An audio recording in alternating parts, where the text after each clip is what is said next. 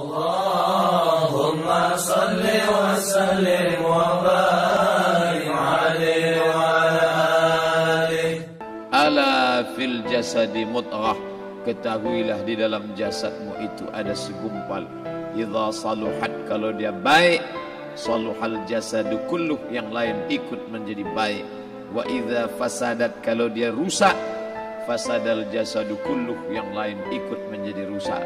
Di mana dia? Ala wahyal qalb, dia adalah hati.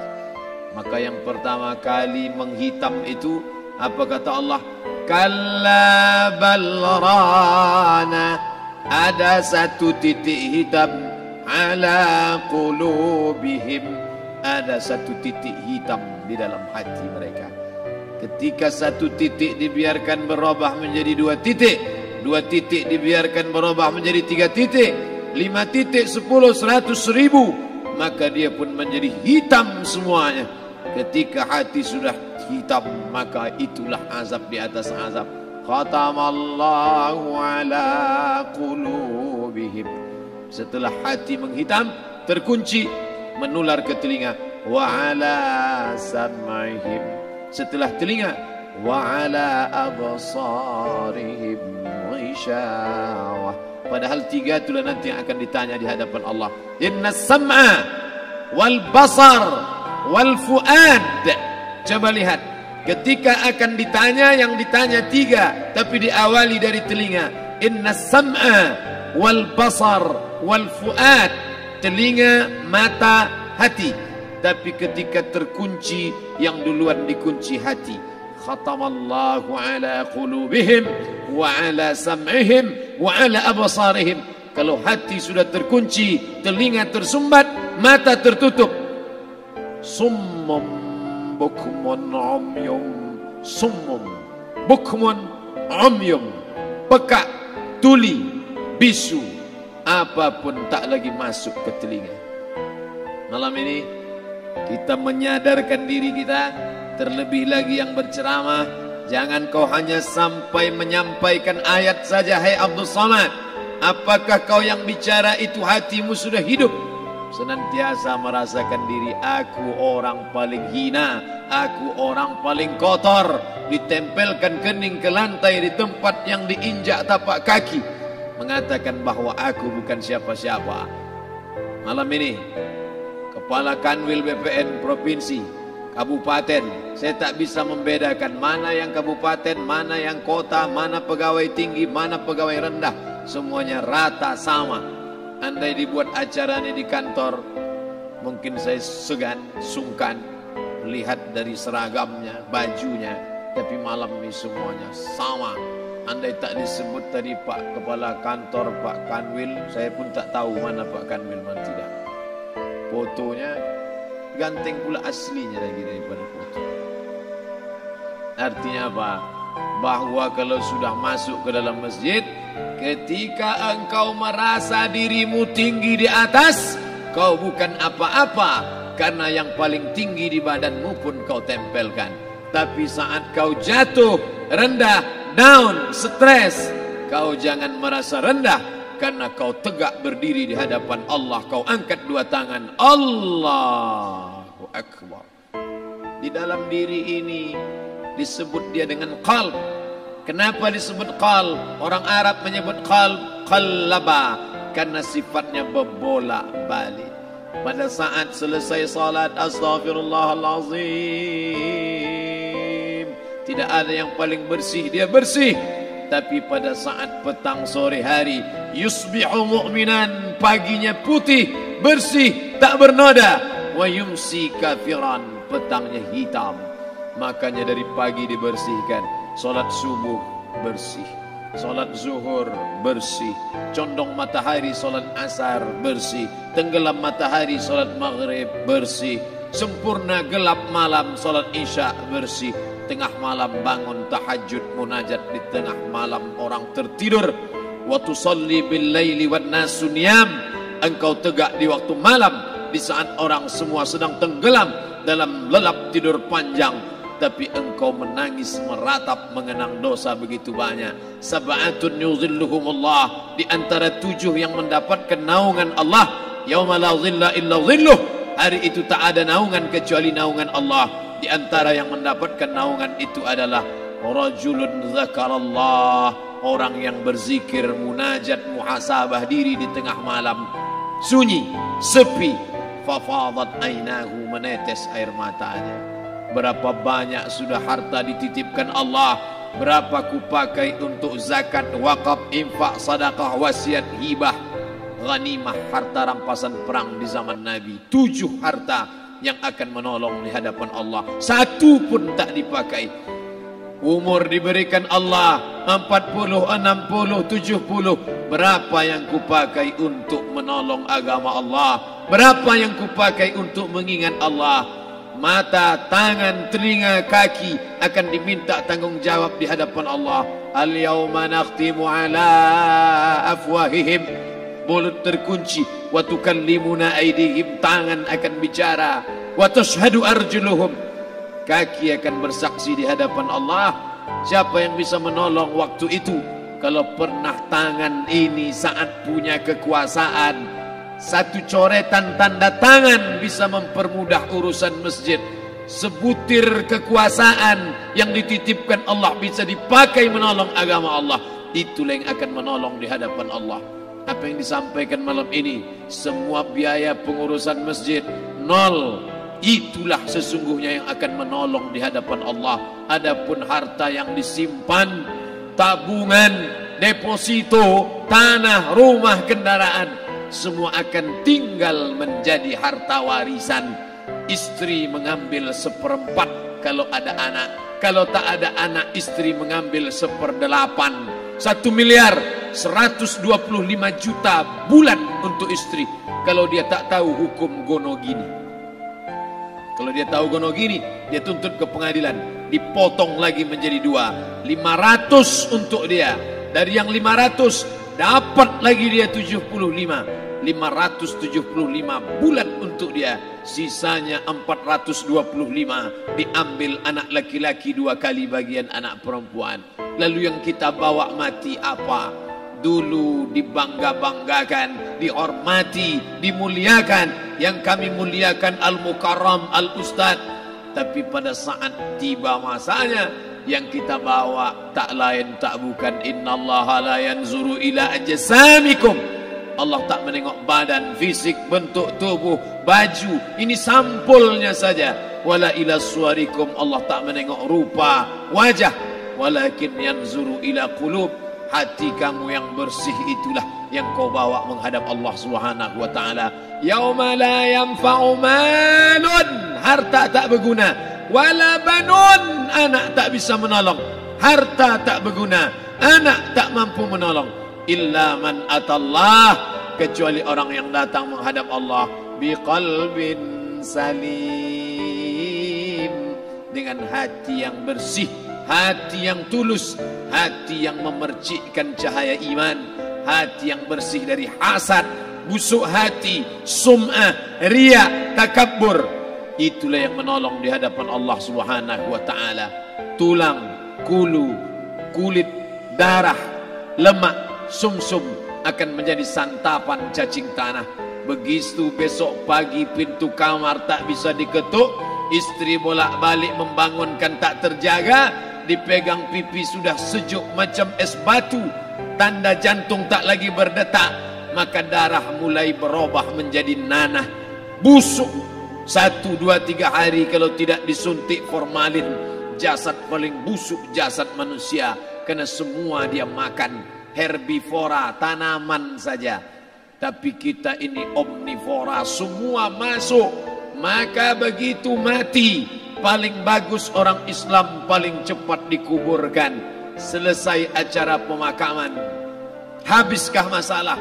Muncul masalah baru. Disitulah kita baru sadar. Apa kata Imam Ali radhiyallahu an? An-nasu niyam. Semua manusia waktu hidup itu tidur. Bapak tidur, ibu tidur, saya tidur. Semua orang waktu hidup itu tidur.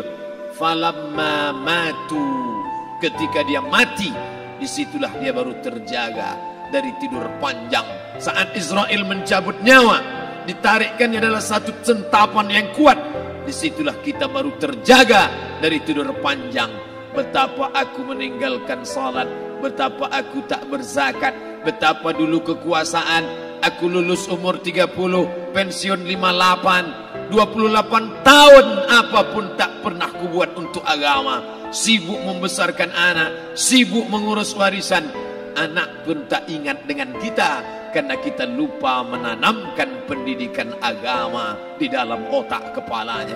Andai dulu pernah dia dibawa ke masjid, andai dulu pernah dia dibawa umrah, andai dulu dia dimasukkan SD IT, SMP IT, SMA IT, Islamic Boarding School, dibawa ke masjid, takkan dia lupa mendoakan selesai salat, Rabbighfirli wali walidayya warhamhuma kama rabbayani saghira.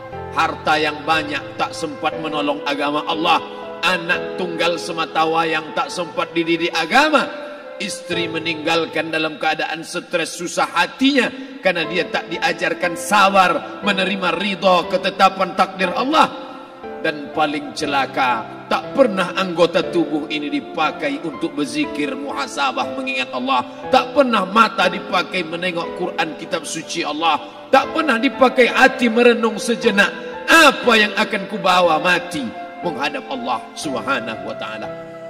Malam ini saya tak minta diajak ceramah tentang hukum zakat, hukum puasa. Saya tidak diajak tanya jawab apa hukum unjuk rasa besok tanggal 4. Yang ditanya adalah bagaimana kita merenung sejenak. Abdul Somad, engkau berhadapan dengan para pegawai Badan Pertanahan Nasional Provinsi Riau, berkumpul 12 kabupaten kota. Ini orang-orang ngurus tanah, dari dalam tanah naik ke atas tanah, ngurus tanah, ngurus tanah, ngurus tanah, masuk ke dalam tanah. Abdul Somad dari dalam tanah naik ke atas tanah, ceramah, ceramah, ceramah, ceramah, ceramah, masuk balik ke dalam tanah. Yang kau bawa apa? Baju koko tinggal, peci tinggal, pakaian kehormatan tinggal. Yang tentara belum pernah saya diundang. Ustadz besok datang takziah, bapak anu tentara meninggal, tahu-tahu kain kapannya loreng. Tak ada. Yang kau bawa kain tidak berjahit, disobek, kerak. Itu yang akan menyampul kulitmu yang selama ini kau dimandikan, dibersihkan oleh ibumu dulu 60 tahun yang lalu. Sampai masanya kau lupa kapan kau dimandikan dulu. Sekarang ruh melihat, disebut dia ruh karena dia raha ya ruhu ruh, seperti aroma semerbak yang datang pergi hinggap. Ruh sampai masanya dia datang masuk ke dalam jasad. Ruh sampai masanya dia pergi meninggalkan jasad. Malam ini dimuliakan Al-Mukarram Haji Abdul Somad LCMA. Kenapa Abdul Somad ini dimuliakan? Karena ruh hinggap sejenak sebentar, sampai masanya besok pagi dia ruh keluar dari dalam tubuh ini. Anak yang katanya ayahku sayang, istri katanya kaulah abang, sampai masanya mereka tak lagi mau mendekat. Rumah itu saya yang buat, saya yang mengukurnya. Tapi begitu ruh sudah keluar dari badan, tidak satu pun semeter, sesenti, sejengkal, sehasta ada tempat di rumah itu untuk jenazah bernama jenazah Abdul Somad. Dulu orang bertanya, rumah Ustadz Somad di mana? Hari ini orang tidak lagi bertanya, tak lagi menyebut nama. Orang sudah mengatakan kuburnya mana. Dulu kalau dia masuk masjid, didatangi orang, disalami orang. Mahasiswa, anak-anak, remaja mencium tangannya sebagai tanda hormat. Tapi begitu diletakkan keranda, kita akan sholat jenazah nanti selepas sholat zuhur. Apa kata orang? Letakkan di tepi sana, letakkan di tepi sana. Tak satu pun mau mendekat, letakkan dia di sana. Bahkan sebagian mengatakan jangan dalam masjid, letakkan dia di luar. Dia tidak disebut engkau yang mulia, tidak digunakan kata ganti orang langsung. Letakkan dia di sana. Bahkan sebagian tak lagi, padahal tempat paling mulia sebelah kanan. orang tak lagi mau di kanan, mulai dia menjauh ke kiri. Kenapa kau ke sana? Takut aku mimpi hantu nanti malam. Mana kawan, sahabat, andai tolan, anak menantu, teman sekantor, semuanya pergi meninggalkan. Yang tetap dibawa, kalau pernah kaki melangkah salat berjamaah di masjid, kalau pernah tangan mengusap kepala anak yatim, kalau pernah tangan mengucap subhanallah. Nanti di akhir tausiah kita akan berzikir, munajat, muhasabah diri, berdoa, mengenang apa yang akan kita bawa menghadap Allah Subhanahu wa taala. Datang malaikat membawa kain kafan dari cahaya, akan menyambut ruh yang mulia. Hadis riwayat Ahmad bin Ambal dalam kitab Al-Musnad, turun malaikat berlomba-lomba membawa kain putih dari cahaya, menunggu ruh akan keluar. Ruh menetes seperti embun di ujung daun. Daun tidak bergoyang, ranting tidak patah. Ruh menetes pelan turun ke dalam kain kafan, dibawa malaikat ke pintu langit. Tak sabar mereka menyambut. Inikah dia yang selama ini berjamaah? Inikah yang dulu ketika dititipkan kekuasaan menolong agama Allah? Kam min masyhurin fil ardi walam yakun ma'rufan fis sama. Berapa banyak yang masyhur terkenal di bumi, malaikat tak mengenal dia. Ini roh siapa? Tapi ini bukan LCMA, dia bukan ustaz, dia bukan ulama, tapi imannya dalam. Kekuasaan dipakai menolong agama Allah. Ruhnya keluar di bawah. Semua malaikat mengucapkan salam. Inilah orang yang selama ini kami tunggu-tunggu. Catatannya sudah lama. Setiap pagi petang malaikat subuh membawa catatan namanya, malaikat malam membawa catatan namanya. Kami merindukannya. Begitu orang-orang yang masyhur di langit tapi tak dikenal makhluk bumi. Tapi ada sebaliknya, yang rohnya disentapkan, ditarik malaikat dengan begitu tarikan yang sangat kuat. Nabi bertanya saat Isra Mi'raj kepada mereka yang sudah mati ribuan tahun yang lalu, apa yang kalian rasakan? Yang satu mengatakan seperti tebasan pedang di tempat yang sama beratus kali. Yang satu mengatakan seperti kambing yang dikuliti hidup-hidup. Yang satu mengatakan seperti mata kail pancing ditarik dari kulit yang basah. Maka kita berdoa setiap selesai salat, Allahumma hawwin alaina, ringankan kami ya Allah, fi sakaratil maut, di saat sakaratul maut yang amat sangat menyakitkan itu. Dan mereka yang pergi tak pernah kembali, mereka yang mati tak pernah bercerita kecuali hanya kepada Sayyidina wa Maulana Muhammad sallallahu alaihi wasallam. Di saat malam pertama di tempat yang gelap, di tempat yang tak pernah diimpikan oleh orang, tapi kita tetap melewati dan merasakannya. Perlahan-lahan cacing tanah, ular-ulat kalajengking akan menggerogoti kulit yang selama ini dimandikan, selama ini dipakaikan sampo yang mahal, selama ini dioleskan pelembab yang lembut. Tapi ternyata sebelum roh keluar jasad, setelah keluar dia hanya akan menjadi santapan cacing tanah, hancur berkeping hari demi hari. Yang pertama kali membusuk adalah mata, karena dia berisi cairan. Cairan ini mengering, busuk dan berlubang. Lalu kemudian usus sebulan di dalam tanah, mulai dia menggelembung masuk angin dan dia meletus pecah. Cacing-cacing tanah mulai datang menggerogoti, memakan. Habis lemak, tulang, kulit, bulu, sumsum, darah, jantung, empedu, limpa, buah pinggang. Habis semuanya, tinggal tulang-tulang yang memutih, dimakan oleh tanah, ditelan oleh massa, sampai akhirnya Asi bin Wa'il membawa tulang yang kering itu kepada Nabi Muhammad, baginda Sayyidina wa Maulana Muhammad. Ya Muhammad, ayuhi rabbuka hadzal izam, sanggupkah Tuhanmu menghidupkan tulang yang kering ini? Nabi diam tak menjawab, sampai akhirnya datang Jibril alaihi salam membawakan wahyu. Qul, katakan kepada dia. Ayat ini dibaca malam Jumat. Bapak Ibu semua hafal, kita baca. Qul yuhyiha allazi ansha'aha awwala marrah wa huwa bikulli khalqin alim. اللهم صل وسلم وبارك